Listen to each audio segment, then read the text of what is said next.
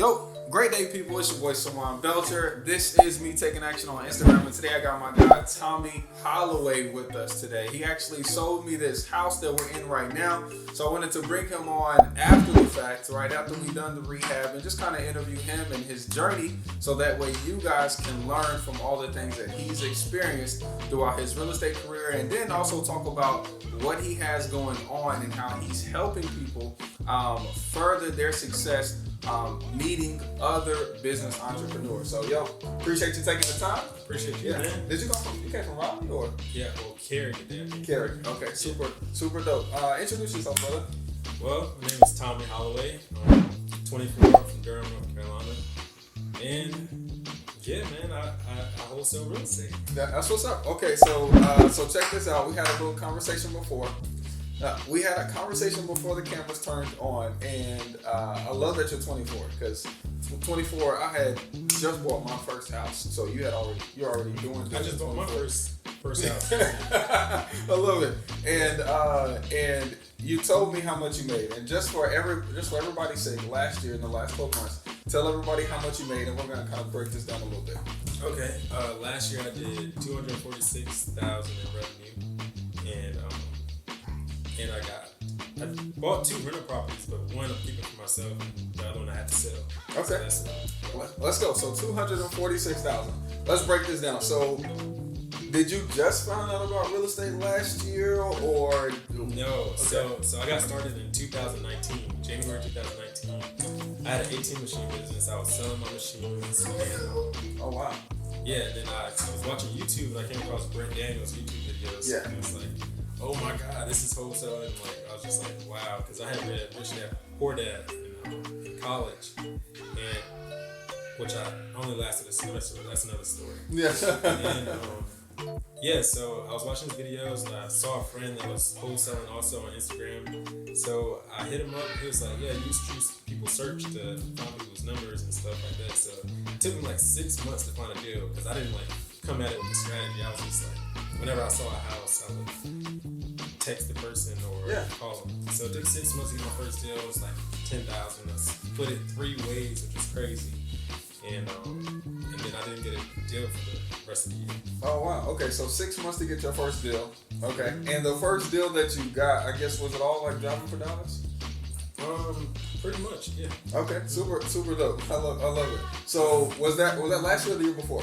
That was 2019. So, 2019. yeah, 2019. Nice. And so what changed last year though? Because that deal, So, if you had to split up 10,000, you only made 3,000 on that Yeah, deal. so at the end of that year, I was running out of money. Literally had negative $900 in my bank account. Yeah. And then January of 2020, I caught the flu, and which could have been COVID, but I caught the flu, and yeah, I'm trying to jog my memory right now. Yeah. So So I'm sitting in my house, no money, my mom's house actually, because she was just taking care of me because I was so sick. And then I come upstairs one day and I see a voicemail from this number. This guy's like, my house caught on fire. Can you call me back? He left me a text message, so I hit him up. Okay. And then So you still have like marketing out there? it's from texting I had did. Okay. Previously, I wasn't marketing at the time. It was like previous text messages. So yeah, I called him and then I met him out there the next 2 days, and he told me he was just watching the news and he saw his house was on fire, and he just called the first number and searched Nice. like buy my house, and then I got that deal for $80,000 and sold it for $110,000, and that just like changed everything. Oh, that's for sure. Well, that's a lot different than 3,000. So that's like 30 grand. Yeah, $30,000. Yeah, and you did that one on a true assignment? Yep.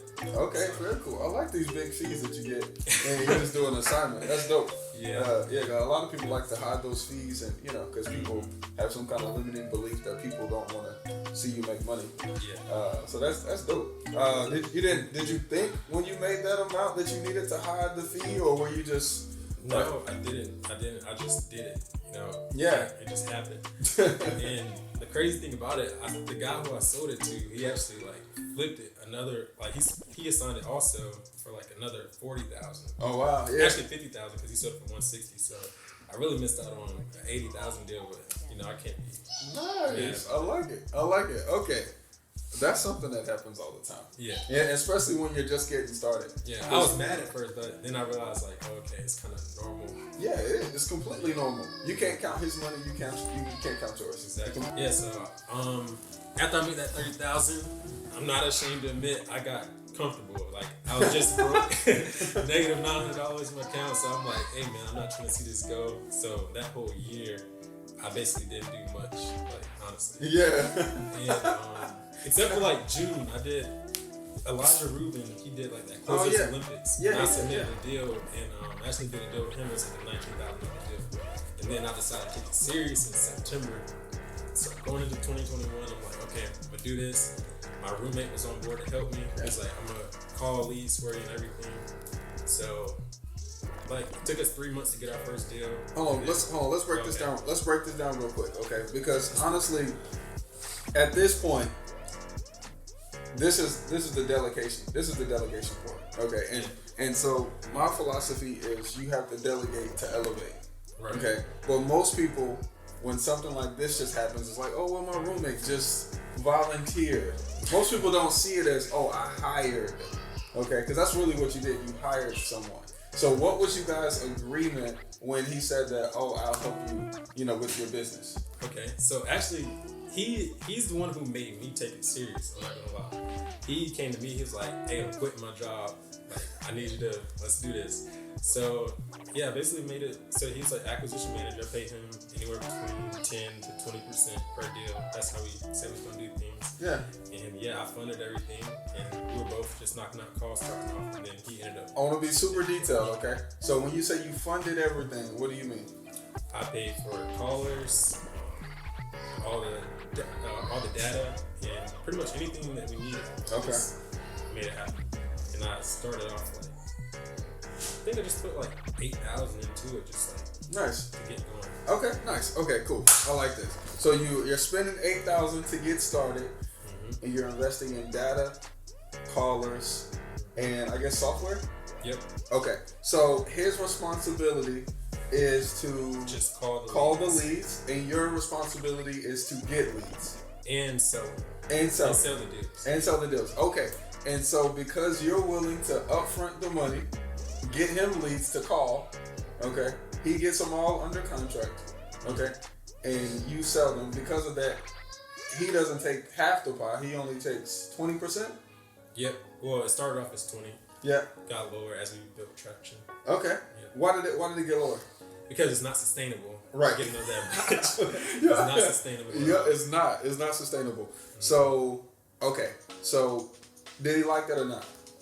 I'm sure he didn't like it, but he understood. He understood. Okay. Good. Very good. So, see, that's funny because a lot of people feel like they should start commission wise with people at 20% because they want people to get paid.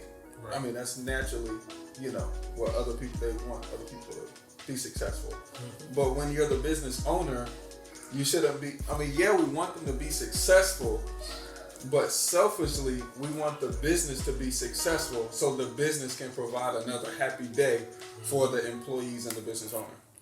Right. And so typically people don't like that. So kudos to you for figuring it out. So you guys get this all set up.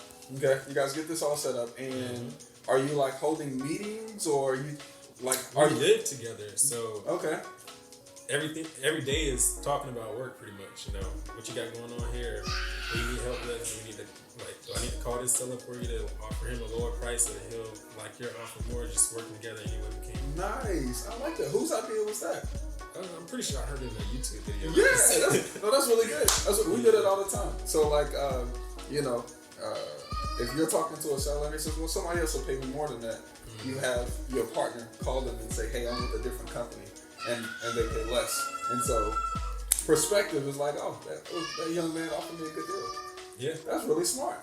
Hey, man. Yeah, I like it. It works sometimes. I like it. No, it works a lot of the times. You just need to do it more.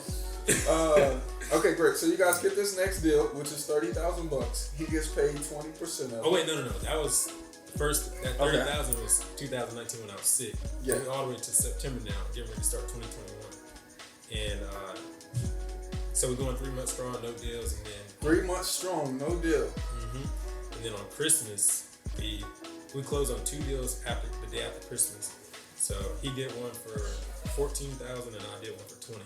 So we ended off the year going into the next year with that 34,000. Very cool, man. So what are you doing with the money? Like, I know a portion of it you reinvested, but are you like, you buying fancy cars? You No. reinvesting? What you doing? Just straight reinvesting. Just straight reinvesting? Yeah, Okay. Yep, and then so we went into 2021 just staying consistent and just keep What going. does consistent look like? Just staying on top of the leads, like not letting anything go, not getting distracted. Yeah. Okay. Heck yeah. I love it, man. So, tell me about the deal where you're living in now, because a lot of people, when it comes to their own personal house, we get into wholesaling and we do a couple of deals and we have some success, but we forget to look at ourselves like we could live in the houses versus. So through everything we talked about so far, I didn't pay for like no type of mentorships or anything like that. So I joined Pace Morby's Sub 2 program in like January, February. And that's how I learned creative finance, which is what you teach as well, right? Yeah. Yeah. So the house I'm in now, my roommate, acquisition manager, he got this deal too. Nice. It was a out-of-state owner. He hadn't seen the house for like 10 years. He lived in like Ohio, something like that. And he was willing to sell us the house. It was a 3-bedroom, 2-bath, 1,300 square feet. We got it for $310. No money down, no interest. What else? In an 8-year balloon. Nice. So we That's decided to move into it. Our lease was ending. We were paying like $1,800 a month in rent. So how it's much is the mortgage? $950 a month. $950 a month. That's dope. That's dope. Yeah, So how did the numbers work on that seller financing deal, right? So if it's $310, what is it? How did tell me how you and the seller came up with that? It was worth $310. That was the ARV at the time. Yeah. It was worth, so we paid full retail value for a house that needed work, but it was amortized. The payment $310 was amortized over 30 years, so $950 a month. You know, we can easily work that out. I was thinking I was going to turn it into an Airbnb. And he just didn't say anything about interest, so you just assumed? No, yeah, he didn't say. We just didn't talk about interest. Perfect. Yeah, perfect. I love it. And that's what's up. Why the 8-year balloon? He didn't want to wait like 30 years. So Okay. 8 years was like, okay, like we'll be able to refinance or something at the least. Oh, you'll be able to sell. And then the crazy part about it, like if you just go to Zillow, I haven't like actually calculated the ARV like by comping, but if you just go to Zillow, it says 427 right now. For sure. Yeah, for so sure. It's already like some equity in it. So are you gonna? Question.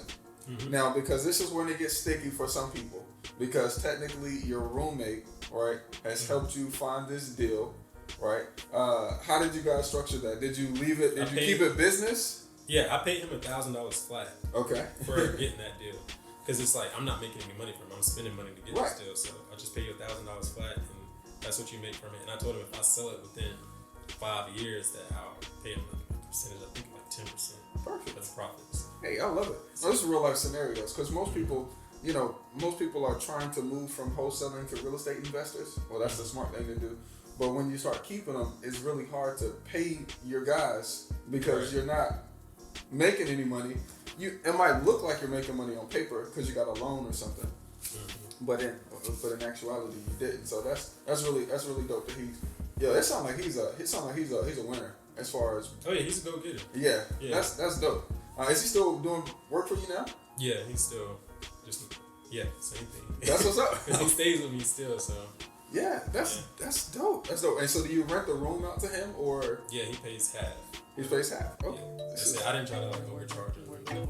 Nice. Yeah, ain't no need to because he's making you money. Yeah. So. Bro, this is awesome. I love it. So, I know it sounds like this part of the business is kind of working for you. Like, sounds like you don't do a lot in that. Is that right? Or yeah, as far as getting the deals, like I think I might have did.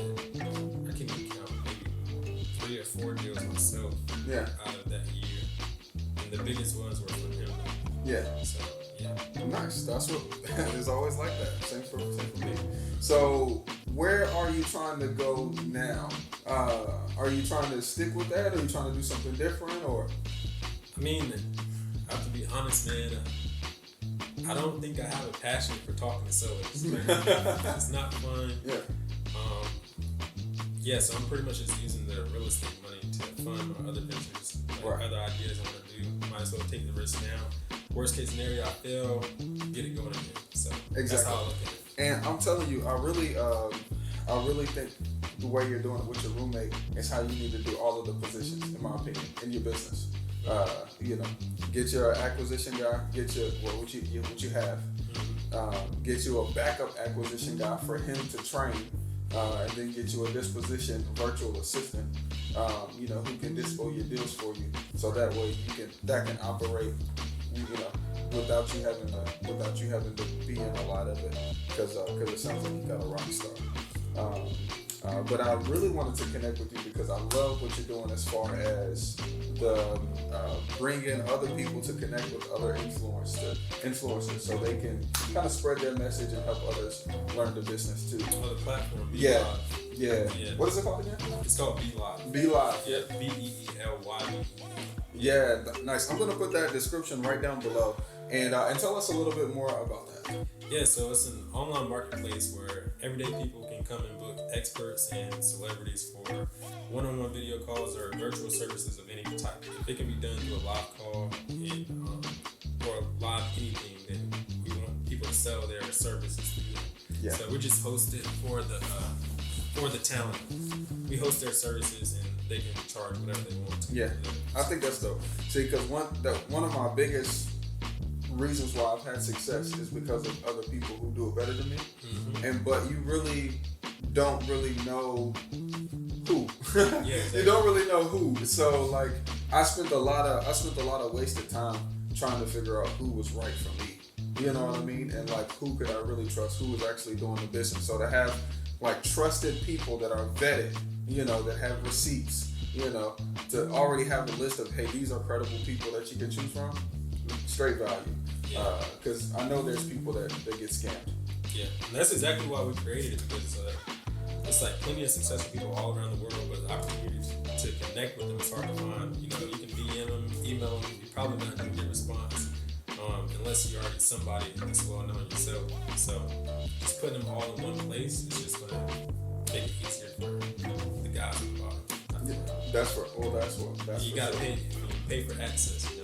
Yeah, that's for sure. I definitely agree, man. Well, look, I appreciate you taking the time, man. I just wanted to get you on, number one, so you can see the house, and number two, just so we can chat it up a little bit. Do you want to tell them anything about the house, like this deal? Yeah, sure. Let's do it. What'd you get it on the contract for? 25. Okay, and I picked it up from you for like 30. Was it 33? 30. Yeah, 32.5. Okay. 32.5. So. I feel like I paid more than that, but I paid more because of my private money cost. Okay, so when I'm negotiating to buy from a wholesaler, what I'm looking at is my money cost. Okay, because I'm not using my own money. So most people say, hey, go find a cash buyer. So I'm quote unquote a cash buyer, but I'm just not using my cash. And it took me a long time to understand that the deal finder and the cash man was two different people. But the way they teach it on YouTube makes it seem like it's one person, but it's really not. So when I was talking to you and you told me about the deal right off the gate, I knew it was a deal that I was going to be interested in because right now on average I'm spending, after repair wise, I'm about 55 grand a door right now. Okay. Depending on the neighborhood, I'm like 65 grand a door. But when you told me about the deal, I said, oh, okay, that might be reasonable. So, and I think I was out of town or something. Yeah, it seemed like you sounded interested, but at the same time, it's like you didn't care if you lost it. Yeah. Oh no, because I did. Well, I only sounded like that, number one, because I'm a good negotiator. Yeah. Okay. But number two is I try not to be emotional with these deals. Pretty smart. Yeah, because one thing that I teach my disposition guy is to get people's emotions involved, especially when we know that one buyer knows the other buyer. Because there's not many buyers in the market. Let's be serious. There's not many active ones. Yeah. So everybody knows each other. So if that helps you get their emotions involved to get the numbers up, hey, bro, you know Jake is all over this, bro. Jake, bro, you know Jake, you know Jake, Yeah. and people like that. So I try to be defensive with my negotiation and get your emotions involved in it before you try to get mine, because I know what's gonna happen. And the thing you didn't know though, Yeah. I was gonna sell you the deal with Earl. Oh, I knew. Well, I knew that anyway. Cause Yeah, I knew that anyway. Because it was one other guy. He was offering $2,500 more. Yeah. But I was like, no, I follow this guy, Sawan. I'm gonna go ahead and just sell it to him for the relationship, just so we can know who each other are.